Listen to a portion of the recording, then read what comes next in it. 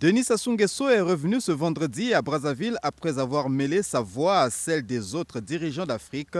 dont les pays font les frais de la crise sanitaire due au nouveau coronavirus et de ses conséquences néfastes sur les économies du continent. À Paris, le sommet sur le financement des économies africaines organisé le 18 mai dernier à l'initiative du président français Emmanuel Macron a marqué un tournant décisif dans leur relance. Il s'est agi notamment d'activer les droits de tirage spéciaux,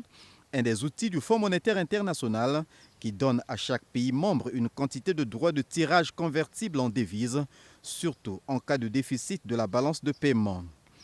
Les discussions à ce sujet sont en cours et l'Afrique en attend impatiemment le dénouement. En effet, le continent a besoin de 285 milliards de dollars de financement supplémentaires sur la période 2021-2025 pour renforcer sa réponse à la pandémie de Covid-19, selon le FMI. Dans la capitale française, les participants ont appelé à un accès équitable aux vaccins, notamment par leur production locale. Cette dynamique collective déployée à Paris, le chef de l'État congolais croit en elle sans toutefois ignorer l'orientation personnelle qu'il donne à la marche du Congo vers le développement, orientation articulée autour de 3 pôles de gouvernance, à savoir la gouvernance institutionnelle et systémique, la gouvernance économique et financière attractive, la gouvernance sociale et solidaire.